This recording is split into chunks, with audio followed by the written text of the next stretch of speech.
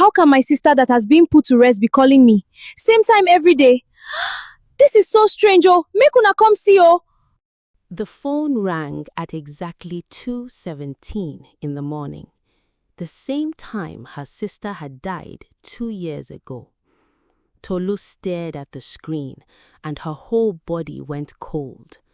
Bunmi, heart. Her hands shook as she answered. Silence, then breathing, then unmistakably her dead sister's voice. Don't trust him, Tolu. The line went dead. Before we find out who him is, hit subscribe right now, because what Tolu discovers next makes that phone call feel like the least frightening part of this story. Tolu had buried her younger sister, Bunmi, 2 years ago. A car accident on the Lagos-Ibadan Expressway late at night. Tolu had identified the body herself, watched the casket lowered into the ground, grieved for months, unable to sleep in her own apartment without hearing Bunmi's laughter in empty rooms.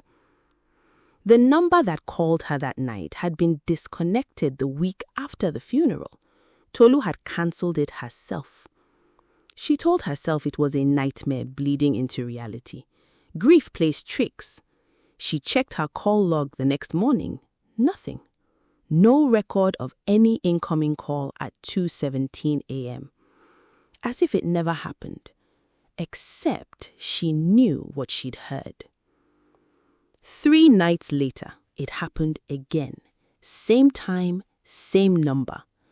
This time, the voice came through broken, like it was struggling against something to be heard at all. Words stretched too long, then rushed too fast, like a radio losing signal. He's not who you... Tolu, listen. Ask him about... Static swallowed the rest. Then faintly, barely audible, one more word pushed through before the line cut out completely. Chidinma. Tolu sat frozen in the dark long after the call ended, that single name echoing in a room that suddenly felt far too quiet. She had never heard it in her life, but something about the way her sister's voice had fought to say it made her certain it mattered more than anything else she could have said. The only significant him in Tolu's life right now was Debo, her fiancé of 8 months. Smooth talking, successful, a real estate developer who had swept into her life 3 months after Bunmi's funeral, when Tolu was at her most vulnerable. She didn't confront him, not yet. Instead, she started watching him differently. The way he changed the subject when an old university friend was mentioned. The way he sometimes stepped outside to take phone calls he never explained. It took her a week of careful, quiet digging, a mutual friend here, an old business associate there, before the name Chidinma finally attached itself to a face. Debo's former fiancée, a woman who died suddenly less than a year before he met Tolu. Asthma attack officially. Sudden.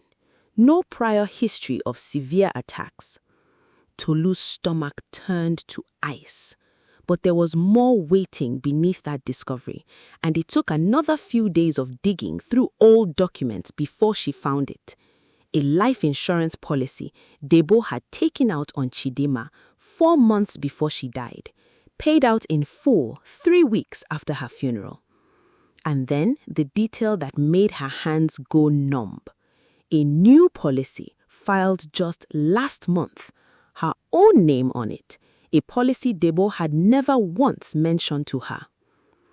Shaking, Tolu brought everything to her closest friend, Ngozi.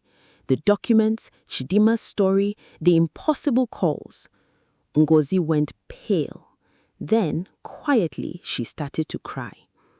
Tolu, Bunmi called me that night before the accident. The room seemed to tilt. What are you talking about? She was scared.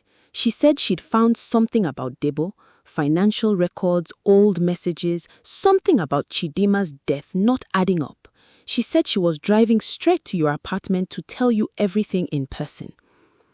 Tolu could barely breathe. The accident happened on the road to my place. Ngozi nodded, tears falling freely now. I've known for 2 years, Tolu. I told myself it was just a coincidence, that saying something wouldn't bring her back, that it would only make your grief worse. I let you mourn a car accident for 2 years when your sister died trying to save your life. I'm so sorry. I should have told you the moment I suspected. Bunmi hadn't died in a random accident. She had died racing toward her sister with a warning she never got to finish delivering. And Ngozi had carried that truth alone, silently for 2 years. That night, Tolu laid everything on the table in front of Debo. The insurance policy, Chidima's death, the timeline that matched too perfectly to be a coincidence. Debo didn't react the way she expected.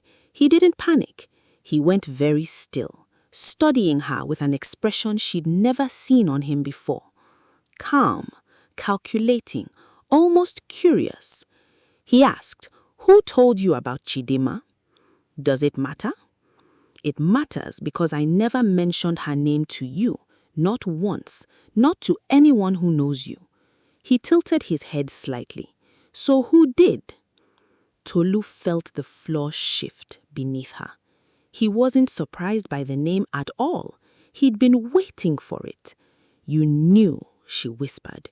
"You knew Bunmi found out about Chidima before she died." Debo's silence confirmed it more completely than any words could have. He walked unhurriedly toward the apartment door and locked it. Tolu's fat slammed against her ribs. She was trapped in the room with him. "Your sister was resourceful," he said, almost admiringly. "She found things it took me months to bury properly. I only meant to scare her off the road that night, make her turn back. She wasn't supposed to." He stopped himself, but the confession hung in the air between them, complete enough without finishing. Tolu lunged for the door. Debo caught her wrist, his grip iron tight, the calm mask finally cracking into something desperate and violent. A struggle broke out, furniture crashing, Tolu screaming, fighting with a strength she didn't know she had. Just as his hands closed around her throat, her phone, forgotten on the side table, lit up and began to ring. 2:17. The sound, sudden, jarring, impossibly timed, startled Debo for half a second. Half a second was enough. Tolu drove her elbow backward into his ribs, broke free, grabbed the lamp beside her, and swung it hard enough to send him stumbling into the wall.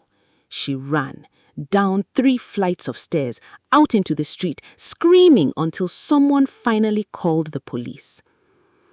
The investigation that followed took weeks, not hours. Chidima's case was reopened and reclassified as suspicious, with evidence eventually connecting Debo to tampered medication. Witnesses from the night of Bunmi's accident, previously dismissed, were re-interviewed, one of them now recalling a second vehicle on that stretch of road, matching Debo's car that never been properly investigated the first time. Piece by piece, over months, the picture came together completely. Debo was charged with Chidima's murder and convicted. Bunmi's case remains formally listed as an accident, though the new evidence has never sat comfortably with the family or with the detective who reopened it. Tolu still has her sister's old number saved in her phone.